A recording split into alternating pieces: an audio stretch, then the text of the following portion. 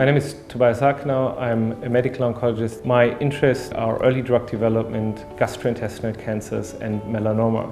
I'm the Executive Medical Director for Sarah Cannon Research UK in London, United Kingdom. Historically, drug development in oncology was based on unselected mechanism of action of cytotoxic drugs in unselected patient population. In addition, not state-of-the-art clinical trials designs resulted in high attrition rate of oncology drugs. Approval rates of a drug was in the range of 5 to 10%. And timelines of the drug development program from preclinical to approval often took 10 to 15 years, with a price tag often in a range of $1 billion per drug.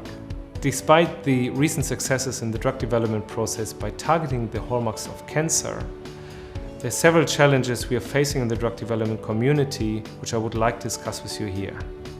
Increasingly, we are facing challenges with the preclinical models we are often using in drug development. There are flaws, especially around cell lines, which are not adapted to the microenvironment in real patients. Cell lines often have a divergence in terms of their biology compared to the real tumor. In addition, testing new drugs in immune-compromised mice may not necessarily reflect the patient's tumor, which is exposed to microenvironment and the immune system. One of the challenges we are facing with biopsies while patients are on clinical trials is that patients often don't want to undergo further biopsies, especially if they had complicated biopsies before they started clinical trials, to assess tumor resistance, primary or secondary. The development of surrogate markers like circulating tumor cells or circulating free DNA might be an option, but at this point we are not there yet to use these in day-to-day clinical practice. The era of personalized medicine, where we have moved from the classical immunohistochemistry, FISH testing, to next-generation sequencing, we're challenged with several points, especially around validation of biomarkers.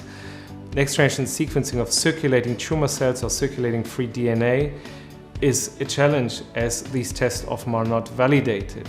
And in this context, regulators require from us very early on fit-for-purpose validated clinical tests, which we then can use in the phase 1, phase 2 setting. So another aspect I want to mention is the clinical trial design for phase 1 clinical trials. The classical dose escalation and defining of a maximum tolerated dose may not apply for new biological agents, where we have an optimal biological dose often, and we don't escalate to doses which are too toxic for patients. In addition, the classical 3x3 design to get to the MTD is increasingly challenged by the accelerated dose titration system, where we get quicker to clinical doses.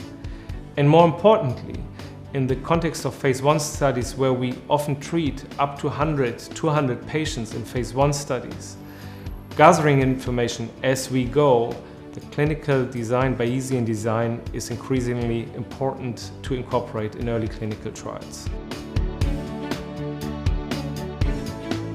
In the context of clinical trial design, I want to mention one critical point: endpoints.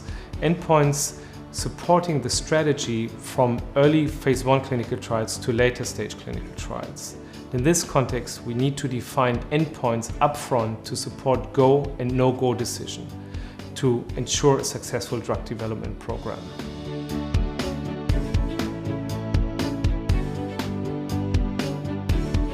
Increasingly, we are facing challenges around integration of clinical data and data of high volume, for example, next-generation sequencing.